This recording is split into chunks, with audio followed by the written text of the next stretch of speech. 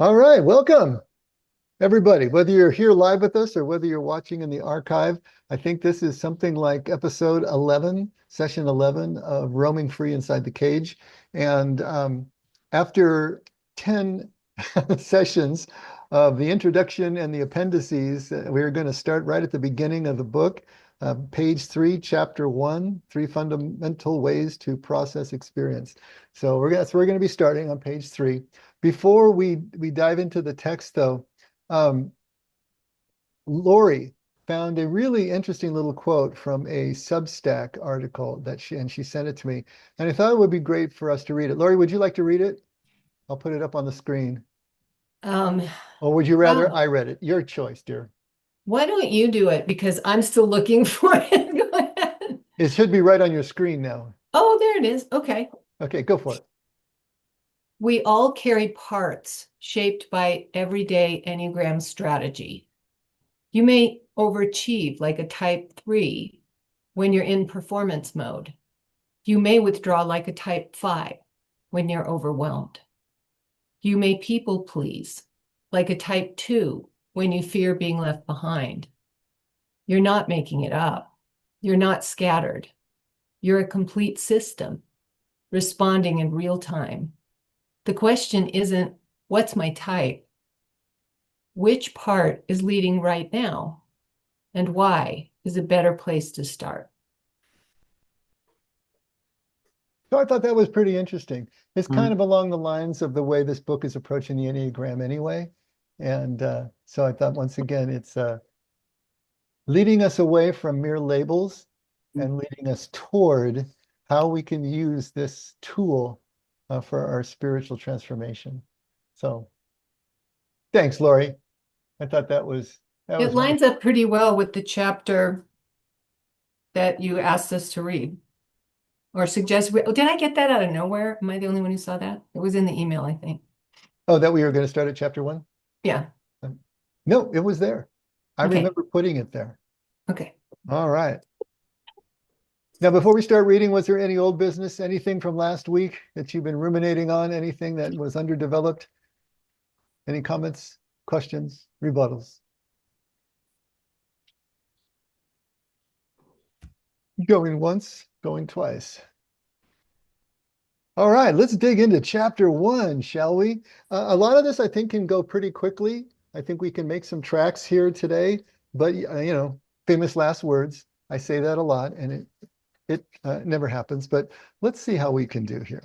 So this is 3 fundamental ways to process experience, and it's interesting because I find that it has been difficult for me to ascertain my own type out of 9. But in terms of these 3 centers of experience that he's going to talk about, I find that pretty easy to ascertain, which then can lead me back to a subset Mhm. of the types that I probably belong to, right? So this is another way to kind of self-assess and find out how is it that we do process experience? How is it that we do define our reality and interpret that reality as we're living moment by moment? And so I find that these are all really good tools. So these 3 ways, the yin and the yang, these different energy centers are probably going to be helpful for us as we're finding out where we're really coming from and kind of like what Lori just read, which part is leading right now and why as a starting place rather than just being locked into a specific type. So a brief introduction to the Enneagram. This will be a little bit of a review from what we read in the appendix, but it's short. The term Enneagram is derived from the Greek words Enneas, meaning 9, and gramma, meaning writing. Hence, Enneagram means a 9 writing. Its origins go back some 6,000 years to Sumer, present-day Iraq and Iran, where it seems to have been introduced to describe fundamental laws of the development of everything, from the cosmos itself to your newest baby nephew. It was generally drawn as a circle in which are inscribed an equilateral triangle and an irregular hexagon. And that is one irregular hexagon, if you take a look at that. Yeah, that is crazy. In modern times, the Enneagram refers to a system that describes 9 personality types or 9 versions of me. For those who are unfamiliar with the system, each type is identified by a numeral and sometimes by an additional word or two of description. The descriptive words change slightly from teacher to teacher, but the numerals do not. The types may be briefly described as follows. Ones, perfectionists. These are conscientious, dependable people who bring clarity and order to life. However, their belief that there is only one way to do things correctly can make them rigid and intolerant. So you've got two sides of that coin, right? Twos, givers. These people are sensitive, caring, and warm-hearted, but they so intensely enjoy helping others that they often end up trying to do for others what others could better do for themselves. Threes, performers. These are highly motivated, effective people to whom success seems to come naturally. However, their focus on achievement often comes at the cost of inner feelings and friendships and relationships. Fours, romantics. These are emotionally intense, creative people who seek deep connection with others. However, their inner feelings of being alone and misunderstood can be over-dramatized in ways that end up pushing others away. Fives, observers. These folks are analytical and self-sufficient. However, their fear of being overwhelmed by the demands of others leads them to withdraw and safeguard time and energy for self. Sixes, loyal skeptics.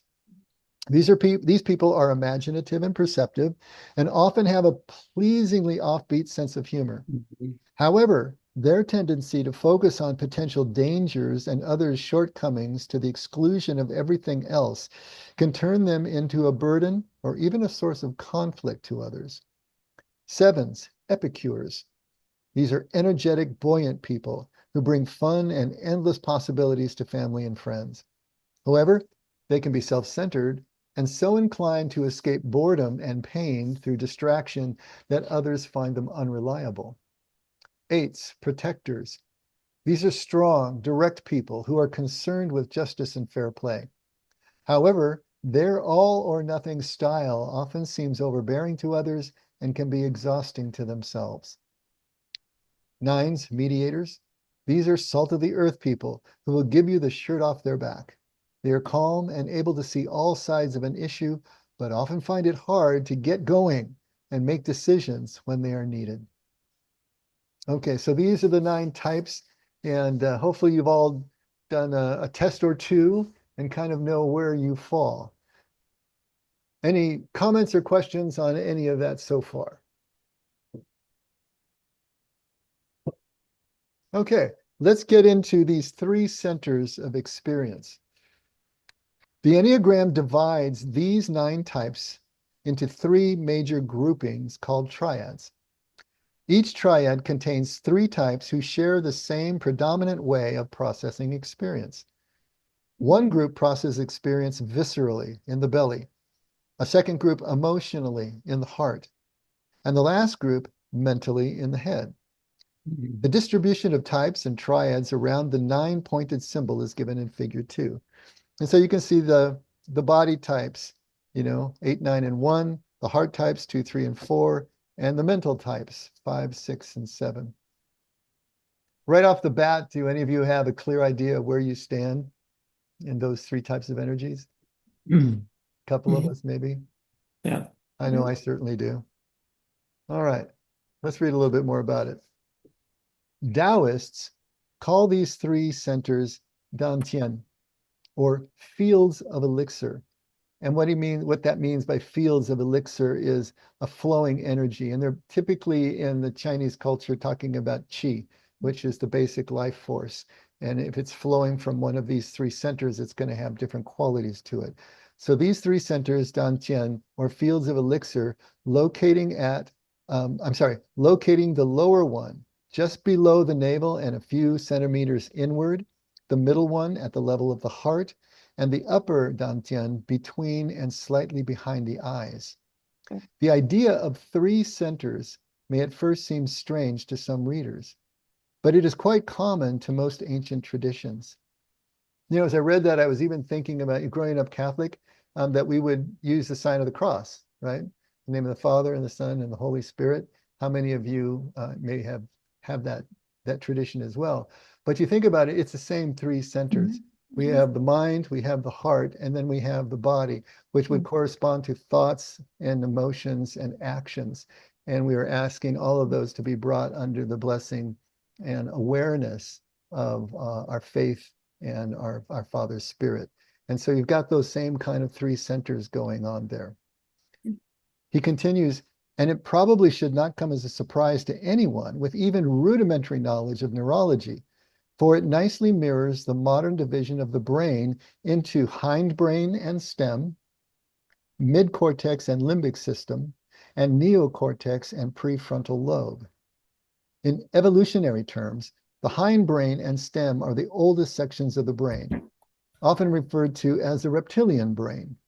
They deal with basic functions like breathing, temperature regulations, hunger, and sex. The limbic system and mid-cortex are more recent developments, called the mammalian brain. They regulate feelings and emotional bonding.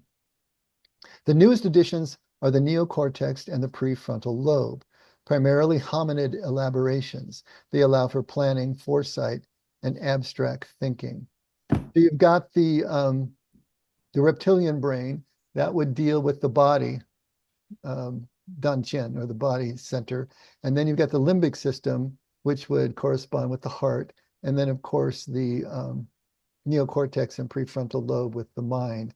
And so you've got those three parts all in the brain itself. The older world traditions did not reduce all of these functions to a brain located in the head, but divided them between the belly, the heart, and the head. Actually, modern neurology would also tell us that the brain is not located solely in the head, but is distributed throughout the body. And of course, what he's talking about there is the brain plus the entire nervous system that is, part of the same neural network and distributed throughout the body. The body, heart, and head centers are often referred to today in Enneagram circles as the three centers of intelligence. In this book, I prefer to call them the three centers of experience, because I think the word intelligence suffers from our Western bias toward conceptual rather than energetic categories. Gets what he's saying there? I mean, we as Westerners, we worship the brain, especially since the Enlightenment. It's all about rational thought. It's all about thinking. And so I can agree with him there.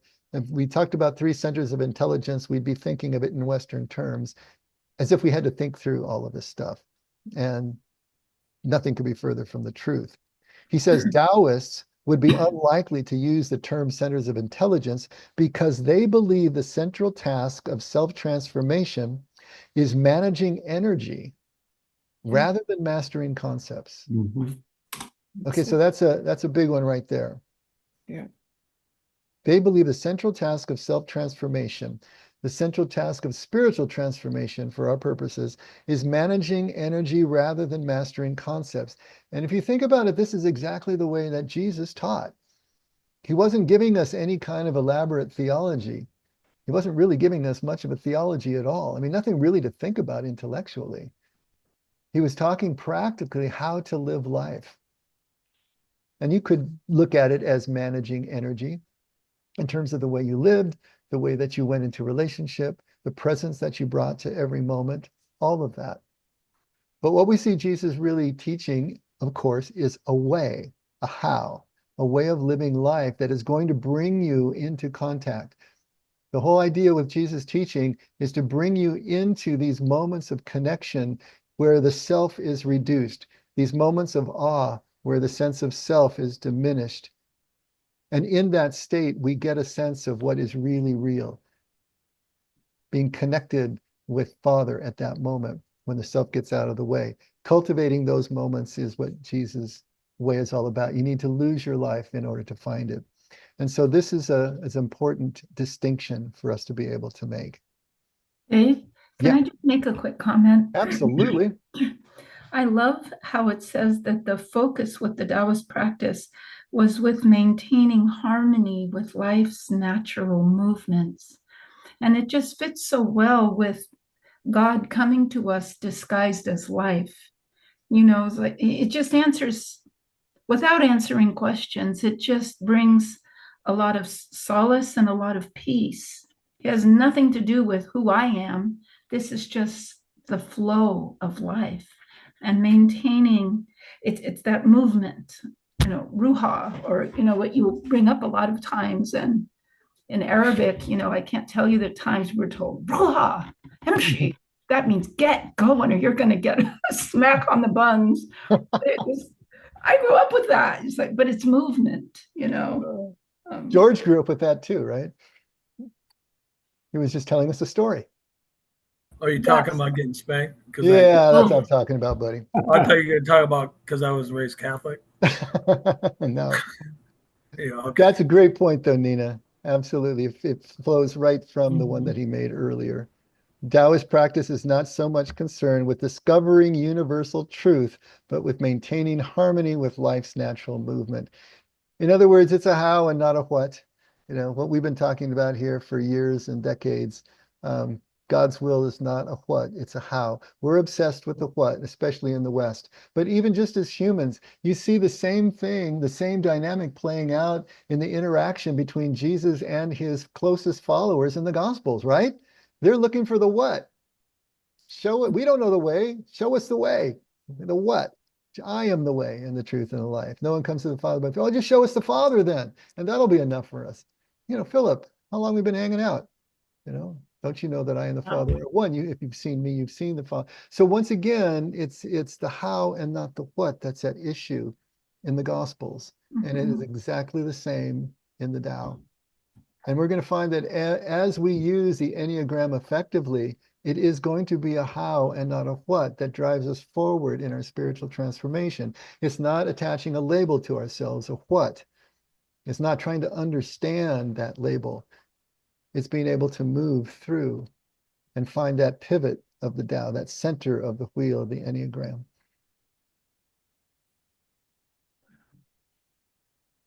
Accordingly, the three centers are looked upon as fields whose function is to receive and circulate three different types of the life force, which is called qi, sometimes written in a different way. So what he's going to be talking about here, he's going to go through the three of them, is three ways in which and through which we process our experiences. What is the basic way that we process an experience? What is the basic way that we actually interpret reality as we're experiencing it? What is that way? What is that type? And so he's going to start with the body center. All right. This is the one that's located just below the navel and a few centimeters back, he said. The body center, sometimes referred to as the belly center, operates viscerally through sensations and instincts. In the Taoist view, the body center is the seat of Jingxi, or vital quintessence. Vital quintessence is life energy in its purest and most rarefied form, caught, as it were, in the act of transitioning from the non-manifest world to the manifest one. Oh, that's a lot of words, right? So this vital quintessence, right? This Jingxi is life energy in its purest and most rarefied form. Why? Because it is beneath both thought and emotion. It's down at that most rudimentary level. It is pure instinct, just pure connection, if you will. And he said it's caught, as it were, in the act of transitioning from the non-manifest world to the manifest one. So it's coming from pure being and connection, and it's going to move into some sort of action, some sort of thought, some sort of feeling that we can say is now manifest in us. But before that, it exists more in the unconscious. It's the best way that I can try to describe what he's talking about, moving from non-manifest to manifest. Frequently in these pages, I will suggest that the human soul can be regarded as a being, loving, aware. Okay, and again, being would be the body center, loving would be the heart center, and aware would be the mind center. That is, the soul can be thought of as the part of us that simply wants to be here, welcoming into awareness the miracle of life that is happening at this very moment. And so this idea of being loving, aware is a process. It's a throughput, it's moving through those different energy centers as it becomes more and more part of our conscious awareness. Just like I've talked about often, that ask, seek, and knock, when Jesus talks about that, are 3 stages toward moving through to greater awareness. Same kind of thing here. The body center is the home of the being aspect of the soul, or the aspect that seeks simply to be present. It is a center we most often rely upon when our very existence is being threatened. Jing Qi, therefore, is concerned with 3 basic functions: survival as an animal, power necessary to function within the animal hierarchy, matriarchy or patriarchy, and sexuality in its aspect of procreation. The awareness of the body center, therefore, is attuned to the physical energy of others and to the life force itself. There was a footnote there, if you go down number 2, for readers already well versed in the Enneagram, these 3 aspects correspond in turn to the Enneagram's 3 subtypes: self-preservation, social, and one-to-one. Okay, so for those of you who know the Enneagram, that may make sense to you. The conscious aspect of a body-centered experience is its quality of presence, sensed as immediacy, there, just so. Its higher manifestations in consciousness are the feelings of being grounded and solid, and of the discernment of power needed to act in a given situation. Its lower manifestation is an underlying sense of anger and resentment about how the physical world impinges upon the self with all of its demands and necessities. If you are a body type, you may have some difficulty recognizing that this is your predominant center of experience. After all, you grew up in a culture that is radically alienated from the body and rather ignorant of its manner of knowing. Quite possibly, when you were small, you may have frequently encountered occasions of being sure that you knew the truth of some incident, but had difficulty putting your felt sense of the event into words.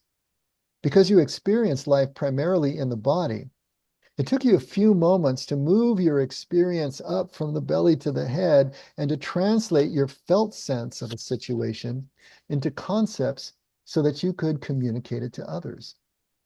You knew what you knew directly and without words. But at school and perhaps even at home, the preferred way to communicate one's experience was verbal. And your visceral way of knowing may not have been given sufficient recognition and encouragement. As a result, you may have felt slightly inferior. This feeling may have led you to neglect your body experience and move everything up into your head, since that made you seem more like everybody else. You know, kind of like being born left-handed and people force you to write right-handed, right? Kind of like that. Any of you have had that experience? Take a few moments, therefore, to ask yourself where you first know something. For example, when you meet someone, where do you first get what kind of person they are? When you enter a room full of people, how do you first know what is going on? When you react to some circumstance, where does a reaction begin? If you are a body type, you will recognize that you don't do these things by thinking in your head, but by sensing in your body.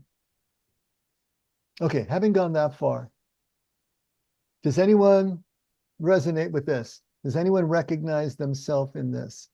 Either Me. from your childhood experience or you body types, speak. Tell us how it works for you. Well, I can't explain it in words. There you go, body type. Ditto. No. Well, Kat, did you have any of those experiences that he's talking about in childhood? Yes, absolutely.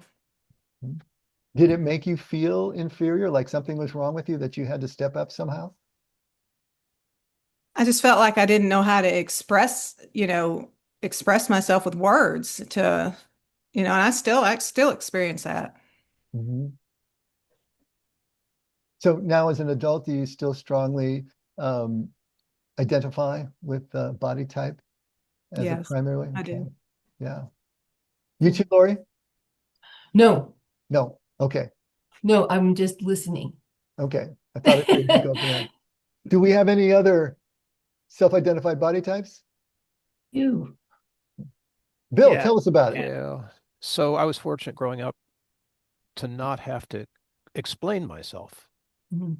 I had music. I could convey my body experience through music. Mm. But the emotional range in the house was narrow. So my parents were never asking me what's going on with that kind of stuff. So I had to go back and learn how it feels and how to think in ways so that I could explain all that, which has kind of been the journey of the rest of my life. And That's so now I'm all mixed up and I don't know exactly which one I am anymore. Well, Mel, Bill, I got to tell you, I don't know if any of you have read any of Bill's writings. He's got a Substack account and he's a prolific writer. That kind of surprises me that you would identify as a body type because of the way that you can communicate. But if you're saying that that was something that you had to learn how to do and that you had to actually put conscious effort into it, that I understand. That's interesting. Huh. Any others? We've only got 2 body types and all of. Yeah, Well, I've had the experience of meeting someone and just feeling like if there's something off about them, like there's a twist in my gut.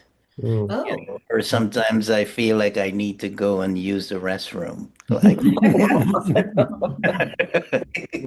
I Very have the same specific. feeling, William, because I'm a Yeah. 9 as well. When I get really nervous, I get kind of, my stomach gets in knots and I kind of feel like, yeah, not good. Are you talking about when you want to feel, you're trying to feel somebody out, like what they're, if you like them or not, something like that? Well, William? it's not even a trying. It's just when you meet somebody and there's just something about the interaction that grabs you in the gut, Yeah. that Mhm. twists you in some way. Mm. I've, I don't know if I've learned how to trust it, but Mm. I've had the experience several times where something went down later on, and I can think back like I knew it right from the beginning. Yeah, I can relate to that big time. Completely feel that. Yeah. Yeah. So William, do you identify then as a body type? Would that be? Yeah, I'm a 9, so I'm in the middle Okay. of body Okay. type. Now, let me ask you this. Do you find that that's helpful for you in your counseling, in your therapy? Oh, I don't think so. Oh yeah, absolutely. I think like part of how I experience like a countertransference with different clients is I might feel that heaviness. Like I might feel that physical Mm. uh I don't know how to really I need to think about that some more in my clinical work because I don't think I do it. I don't think I use it intentionally at all. Does that feel different than empathy, William? Mm, yeah, I That's would the word I was going to use. I would think empathy is more like a heart thing. Yeah. No? Yeah, that's what I was asking because I have that gut response too, but oftentimes emotionally I can't really connect. Mm, I wonder if it's more about trust, mm, Hmm. mhm. just something. Mm. What were you going to say, Judy? That's a good point. Um, were you talking to me? I'm sorry. Yep. Yeah. It looked like you were going to say something earlier. Yeah. Um, that's that for me, that last part when he's asking questions, when you meet someone, where do you first get the kind of person that they are? I am more sensitive to people's energy and their presence of self. And sometimes I get an uneasy feeling.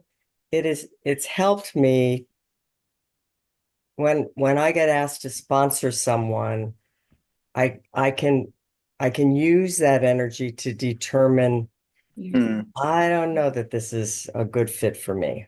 Um, mm, and and and with other types, I think I can be a little put off by um,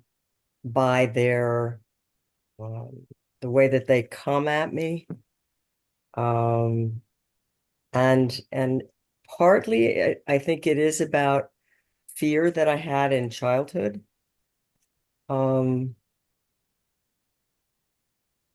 Does that I make you more attuned, Judy? Do you feel like the childhood fears give you a better radar now? I've got to be careful about that, Bill, I think, because sometimes that can deceive me. Um, but I've given myself the grace to pause and not make any immediate decisions about whether to sponsor someone or not. Um, but I'll offer being a temporary sponsor and invite them to look for other people in the meantime. Um, and then even with all of my people that I decide, okay, well, I think this might work, but I want to kind of have a further conversation about this, about what their expectations are, what my expectations are, all of that kind of stuff. It does help me. I mean, I can when I get a reaction to someone's rage, I feel that in my gut and in my throat oftentimes because it can hamper me saying anything. Mm. And when it's extreme, I lose my appetite. I need time to pull back, and ground myself again. But the other thing I wanted to say, I'm not as attuned to the stuff that he talks about in my childhood, but I know that once I got into school, I took off in verbal acuity. That came out in my fifth grade spelling classes, and I would always win the awards for being the best speller. And my verbal presentation was just honed, really finely honed through grammar school, through college, graduate school even. And so that helped me overcome, I think, feelings of inferiority, feeling less than. And so that helped me along the way to be more functional in life. But I have to be careful also, because I've been made aware of that can intimidate people also. So they might think that I'm being arrogant or, I know it all or whatever. So, So would you identify then as a body type, Judy? oh yeah. Oh yeah. Okay. And have you learned to trust that more than William has? I don't, Would I you don't say? know. I mean, he's pretty finely tuned, I think, to know when to draw back. And I still leave room for flexibility because I don't trust that all the time. Um,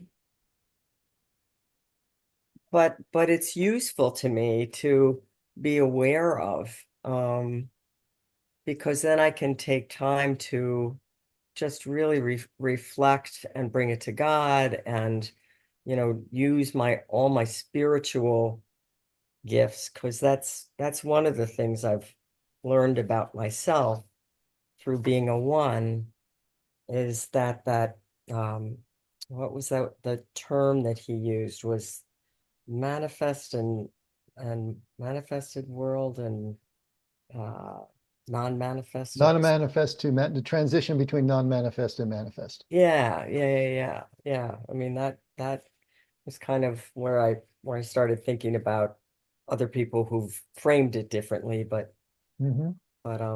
becoming more aware, just being me and being loving aware, all three of those, I'm starting to flow better between them. I used to been my, when we were doing love languages and stuff, my valuable piece of myself was acts of service, kind of was top of the line in my earlier years. And now it's more quality of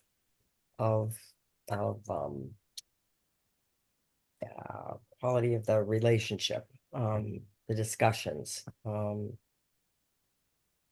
Yeah. So I'm starting to shift into becoming much more aware of what's going on inside me. Good, good. Well, he finishes off this way. The belly center of experience's chief characteristic in consciousness is the utter certainty with which it senses whatever it perceives. Okay, the belly center of experience's chief characteristic in consciousness is the utter certainty with which it senses whatever it perceives. When you know something in the body, it seems beyond all doubt. This sense of utter certainty is a tremendous advantage when your very survival is threatened. For at such a moment, the last thing you want to do is sit down and weigh alternatives. However, there's a downside too. As we all have experienced on occasion, gut instinct can sometimes be dead wrong. So I'm a body type. And is there something wrong if I feel like I don't rely on what you've described? Because I guess I'm not trusting my gut instinct. No, I wouldn't say there's something wrong, but if you are primarily processing your experience and interpreting your reality through these somatic responses, and you don't trust those, then you're kind of working against yourself. Well, but you might I have don't know. also honed other responses to counterbalance in the years as well. Well, I don't know as if I trust my gut instinct, where I feel I can definitely see that the heart and the mind, the aware, the loving and aware, I don't relate to those as well as the being, but it's like I don't really relate to the being. I mean, when I have a hard time kind of understanding other people, and I've learned that I do better based on not what they say, but what they do. Because sometimes culturally, people can talk to you with their own language that, like, they may say things that are derogatory, like dissing me or something. And but I look at the actions and I base it not off what they say, but what they do, because culturally, that may be just something they grew up with and a background I don't understand. But honestly, Jennifer, that's a lot of head processing. You're thinking through this. You're watching, you're evaluating, you're thinking. And what we're talking about is that first reaction, the way he describes it there. What's that first reaction? If you identify as a body type, then kind of the way Judy was experiencing, the way Bill was expressing it, you're going to get just a feeling that doesn't have any words attached to it, doesn't have any logic or rationale attached to it. You don't even know why you know what you know. There's just something that you know and you feel and you connect with. And that's kind of what we're talking about. So that's before you start evaluating culture and doing all the other things you're talking about.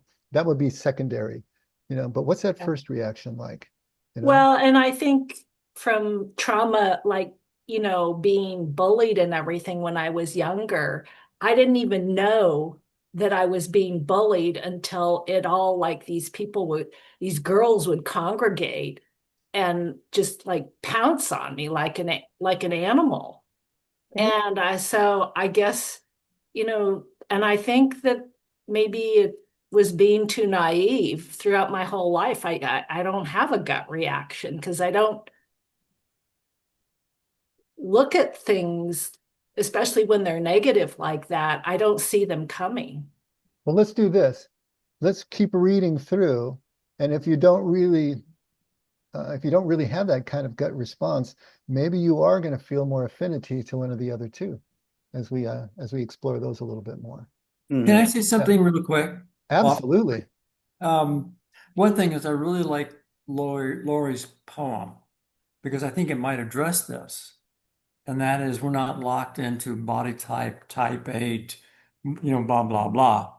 is that depending on the situation, we may migrate all over the place. Beth and I are both 213s. I'm a 2. But as an example, I remember one of the first depositions I ever had to participate in. It was with a large corporation, a big oil company in Houston. So I'm sitting there waiting to be deposed, and people are introducing themselves. And this guy comes in, and a big guy, and cowboy hat, and the Western suit kind of has the, I don't know. Anyway, and he walks around, introduces himself with his back to me the whole time, and then finally comes over, puts his hand on the arm of the chair I'm in, leans over, he goes, "Brady, what the hell kind of name is that, Brady?" And I became a body person. And the brainstem, the monkey brain, I was feeling all of that. And out of preparation, long experience, blah, blah, blah, I bypassed the heart and went right up to the head. And responded with, "Well, yeah, my mother's younger brother died in infancy, and his name was Brady, and she named me after him." And so at that moment, I had navigated the situation that way, but I'm still feeling monkey brain. Okay. So I just, there's a phrase, competitive multiple variables. There's a lot going on. And I just think we need to kind of embrace that. Absolutely. But Brady, do you feel that there is a primary way that you typically process your experience? Absolutely. Absolutely. And is that body? No, it's heart. Okay. Yeah. It makes sense for a 2, doesn't it? Yeah. Yeah. Yeah, I was thinking about my sweet wife, Marion. She is a scary empath. She intuits things all over the place. But I was wondering, honey, do you see yourself more as a heart or a body? I mean, we haven't read through the heart yet, but do you have a thought about that yet? Both. Okay. I do feel things with my heart, but I know that that things that I feel affect my body. I can feel people's pain. I can feel their sorrow. So that would be both heart and body. Yeah, and that's kind of reinforcing Brady's point and Yeah. Lori's article as well. Yeah, these aren't hard and fast categories, but I think if we really start to just assess ourselves, we're going to find that there is a predominant way that we typically go about processing things. But like Brady says, in any given situation, we can be all over the place. So, but if we can start to say, hey, I do primarily process this way, that's useful. That's useful for us to know. And it can be useful for us to lean into that gift. If William would start to trust in his gut instinct, how would that inform and help him in his therapy business and so on and so forth. So yeah, these are things it's to be aware of. Remember, these are tools that we're going to be using to try to move ourselves forward in our spiritual transformation. I want to add something about the gut instinct. So I know me for sure. I'm not body. But I do know on the few occasions I have gut instinct or this intuition. I know later on that I picked up something so subtle that I wasn't conscious of it, and yet maybe a day later or whatever, hours later, yeah, it's the way I don't know, it's the way he fixed his jacket, or it's the, something that can tell you in a subtle way an inner something of that person. So I'm not body, I'm not heart. I know me, I'm very mind. but it's to pick it up, though it's unconscious. So we label as gut. Oh, I can feel that. But there's always something that gave you a clue for that. But maybe it's unconscious. Mhm.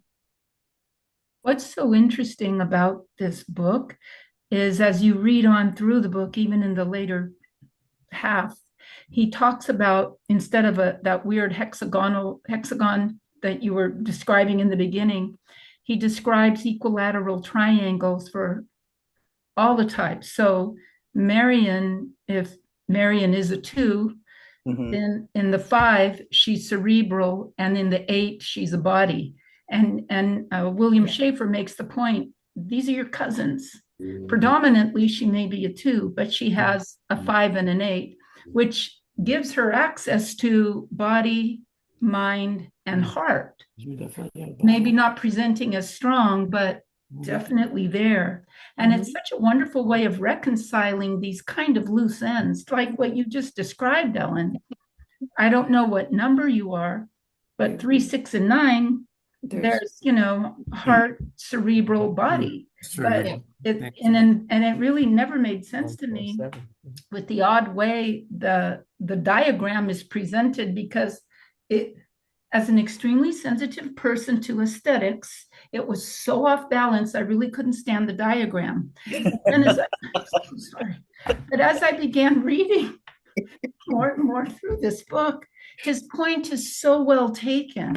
So yes, as a 4, I'm definitely a 4, but man, I do have some cerebral energy, a 7, which, I've probably bored Dave to death sometimes with these ideas that just like, I want to take everything to the moon, and all these plans. And at the same time, I also have the 1. So 4, 7s, and 1s are connected.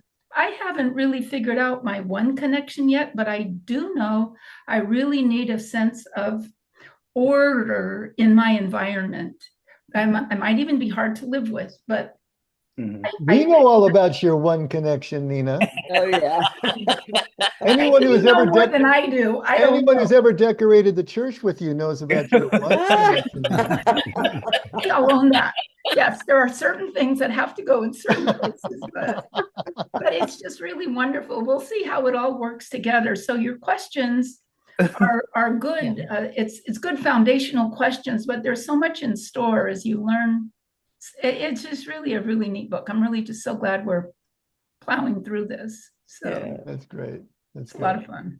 And I think those 3, I think that how Nina described it, I mean, I found that, because I'm connected with that 1, 4, 7 equilateral triangle too. And I've found that it's so refreshing that I can pull from a lot of those things. And I see a lot of heart qualities in me, that drew me into, graduate work and social work, and then the head stuff and the fun part of being a 7, and the adventurousness, and it rounds us out. I think when we take a look at how we're each part of mind, body, spirit, mind, body, heart. Yeah.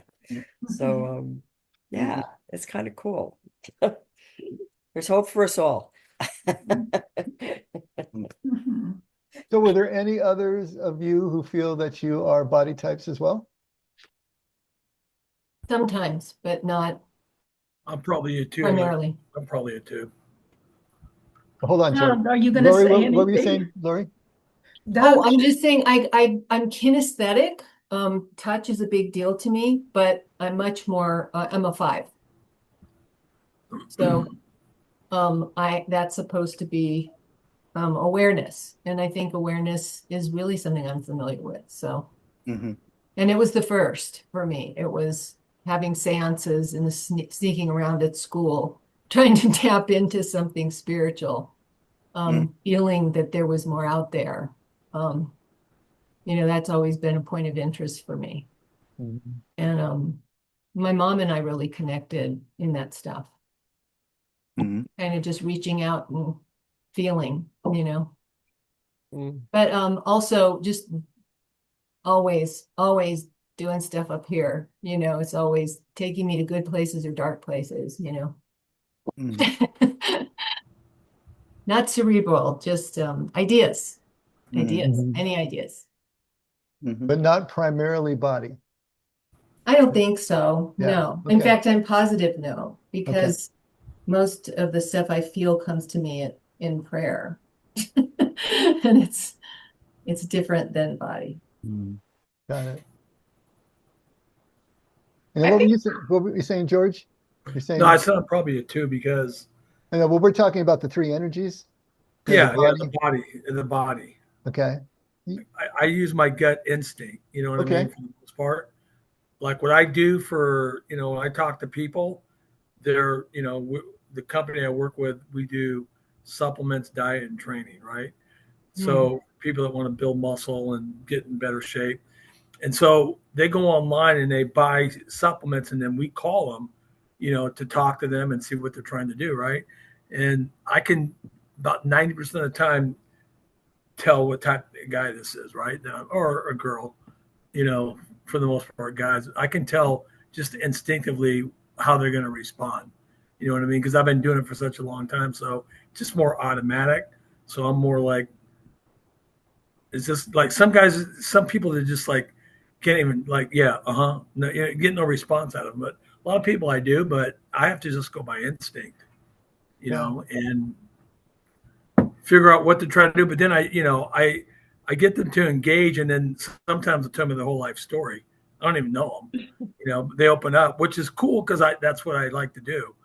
But then my heart gets into it because I really care about helping them out for sure.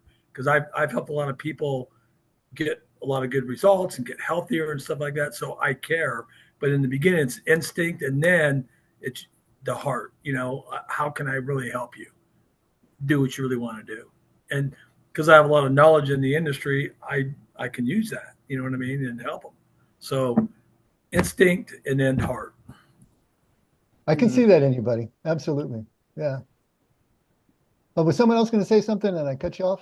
Yeah, I was gonna say that I don't remember where I got this from, but the whole idea of like whatever type you are, that's where your struggles are. So like the heart people have struggles with the heart basically. The head people have struggles overthinking and living in the head, and the body type people have being in touch with their physical instincts, if you will. So I forgot who, I think it was Ellen made a comment earlier that made me think of that. So it's like we like for example the trees on the Enneagram, like they're kind of disconnected from their heart basically, right? Whereas the givers, their heart is focused elsewhere rather than to themselves, you know. And something similar happens with the artist, where the artist is too focused on themselves and their own emotions rather than outward. So it's like each of the types have their struggles basically. That's interesting. That's good. Yeah. Yeah. I certainly know how much trouble my head has given me. Yeah. I can attest to that. Yeah, because the fives, the observer, right? Like they're living in their internal universe and thinking all the time, right? And we think we are our thoughts. We think we're our thoughts. I think, therefore I am confused. And then the sevens are always planning, right? Like they're always thinking about their mental focus is external and they're always thinking about what's going to happen next. And the sixes are stuck in the middle of the head types where they're that devil's advocate part, the skeptic, is what keeps them second guessing, always looking for clarity and answers and things like that. So Ellen, are you a 6? Well, the first time I took the test was an A. and then I became a 5. And then I love what William told me, that he thinks I'm a 6. Mm. So I don't know. I think, William, you're a 6 too, because it says here, skeptic, offbeat sense of humor. William has that. Oh, yeah. I love it. And so do you, dear. So, William, come over to Santa Ana. We have men's jails, juvenile hall, women's jail, whatever you want. I go to 6 under stress, so that's my connection. Very good. Mm. Well, once again, we didn't get as far as I thought we might tonight, but we did pretty well. So we will pick up next week with the heart and get to the head, and then we're going to go all the way back and find out, how did we develop, these centers of experience, and that'll get back into infancy and family of origin and all that sort of thing. So it's pretty interesting stuff. I hope that you're getting something out of it. Mm-hmm. But for right now, let's leave it there. And Scotty. By fast. Thank you, God, for this time together and for the things we discover and learning that goes on, and further appreciation for the life you've given us. We're so blessed to have each other's company and to have a relationship with you and each other. We just love you, Lord. It's in your precious and holy name, Lord Jesus, that we pray and we give our thanks and we say our amens. Amen. Amen. Thanks, everybody. All right. We will see you on Sunday next. Got it. See you there, Chief. See you. Bye, guys. Bye, everybody. Bye, Judy. Good night. Bye. Goodbye. Good night. Good night. Good night. Jordana, I was looking for you. You're all over the place. Now I can see your hair. They did a good job. Thank you. I'll see you. Very nice, dear. Good night, Kat. Good night, Dave. See you guys soon.